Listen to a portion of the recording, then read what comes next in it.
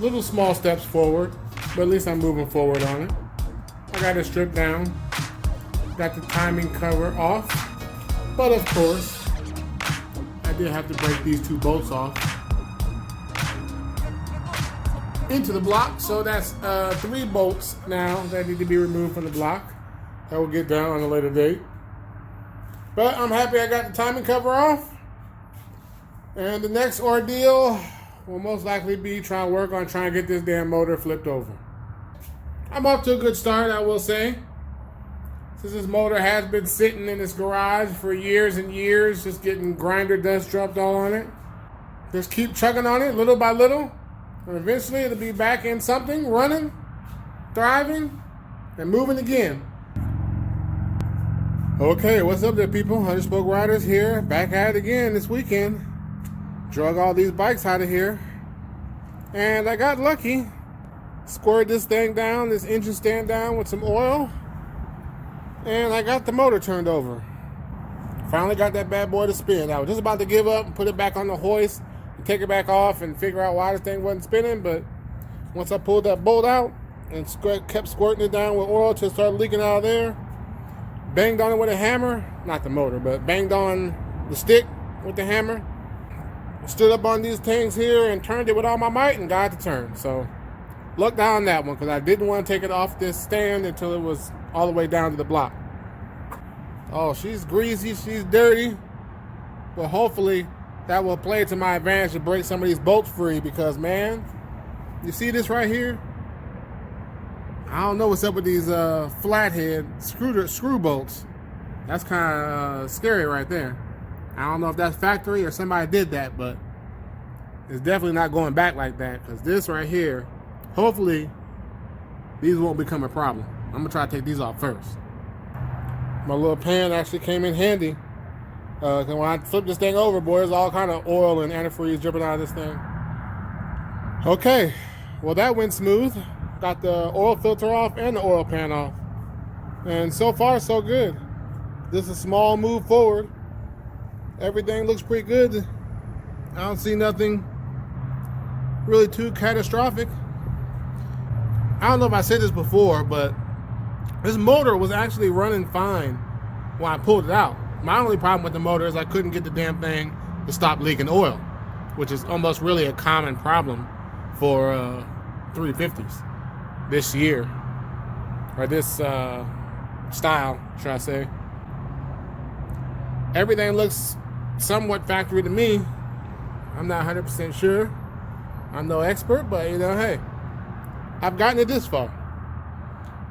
I just come to the conclusion where I had to pull the motor out the car. Anyway, I didn't have to pull the motor out, but I wanted to pull the motor out to clean up the firewall and do some other little work around the motor. So if I go to the point where I'm pulling out the car, now I might not build it to be a race, you know, super fast, crazy race motor, but at this point, why would I just hit it with some power washer and paint it and throw it back in so it can keep on leaking oil? Yeah, I probably could have just, you know, got some gaskets, but if I'm going to this extent and I'm not in no rush and I don't need this vehicle as daily transportation, I might as well do it the right way. Just break it all the way down, take it to the machine shop and have them, you know, give it a once over. Make sure everything is 100 for sure. Well, just moving along, chugging along nicely, a little bit at a time.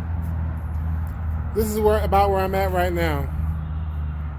Got all the pistons out. Got the oil pan out. So I decided to stop here, label where each piston went so they don't get all mixed up. I'm sure it's not gonna matter, but you know, hey, maybe it will, maybe it won't. But I just want to make sure I know what piston came out of what cylinder,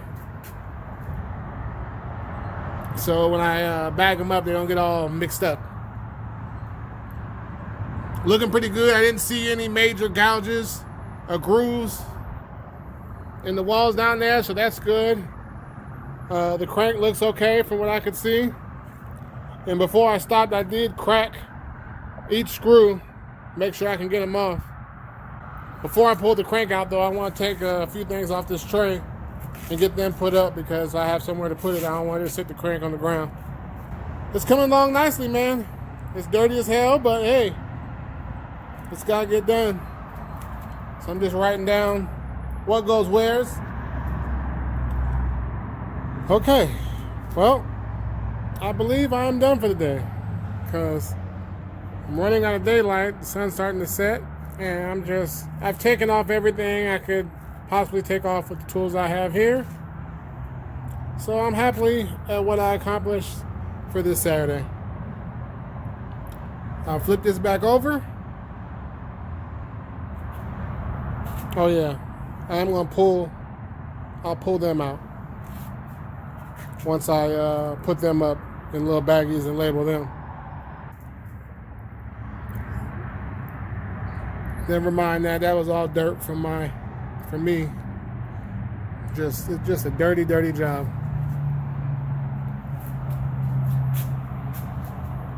But I got everything out that I wanted to, and I'm happy with what I got accomplished. So now it's time to clean up. Hopefully I can get this cleaned up. You definitely do not want to send your motor block to the machine shop like this with grease and grime dripping off of it. I mean, you can, but to me, they'll appreciate the effort if you just kind of, do what you can by cleaning it up. Every little bit counts, man, Oh, yeah. These were beasts, too. Got all the lifters out, all the pins. Yeah, stuff everywhere. Okay. Picked up a couple things yesterday so I can continue on with this greasy 350 motor cleanup. Got a couple cans of AutoZone engine degreaser. And I got a face shield because the last thing I want is this engine degreaser to splash up in my face once I hit it with the power washer, because this stuff is pretty harsh.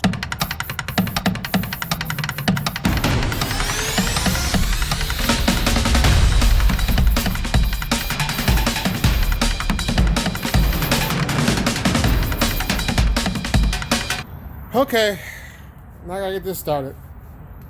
Let the comedy show begin.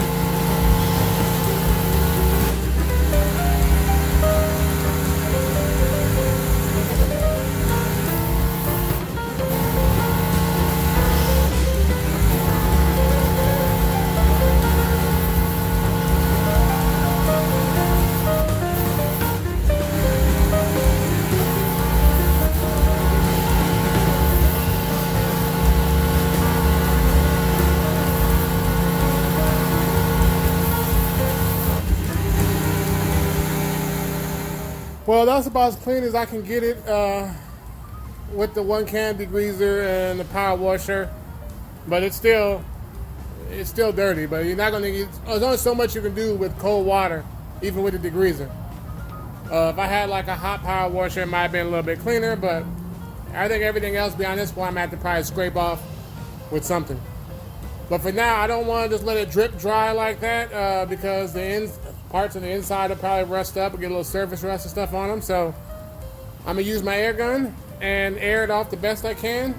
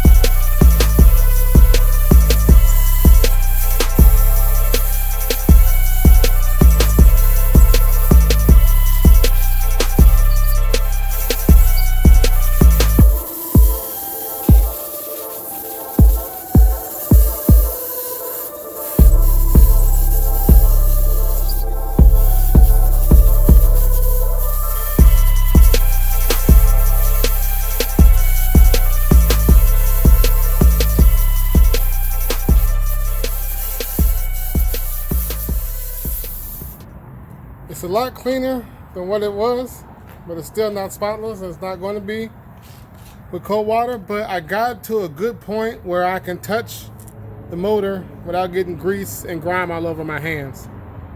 I mean, I should have been wearing gloves when I'm doing this because my hands ain't that clean, but it's all good. Little stuff like this, I'm gonna scrape off when I scrape the remaining of the gasket off.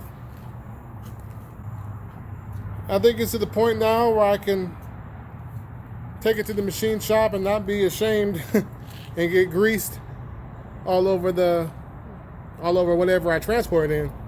Because that's another reason I wanted to power wash this down, because most likely I'm gonna try to transport it in my ElCamino, or not ElCamino, I wish, in my Tahoe. So I didn't want to get grease all over the place in the back of the Tahoe. So that's the game plan. Got it dried up the best I can, flipped it over a couple times, and there you have it. See, before, if you just went like this, you just have just grease everywhere. So at least, I mean, at least this is something, you know, something better to work with. So at this stage now, I'm gonna have to go talk to a couple machine shops and figure out which machine shop I'm gonna use. If I was building a race motor, I would try to find the best machine shop in Arizona. But at this stage of it, I'm just trying to find a machine shop that's within decent distance of my house. You know, I don't want to have to go too far back and forth to drop it off at a machine shop. But it all comes down to the prices they're talking. The distance comes down to the prices of the shop was talking about. So we'll see. We'll see. All right, people. I think this is going to be about it for Sunday. Not a lot going on. Just kind of a relaxing Sunday. I'm just out here, you know, a little bit at a time, man. A little bit at a time. This is just a step I had to take. A little small move forward in the progress of trying to get this old ElCamino back on the road. Small move forward on my last Chevy 350 build.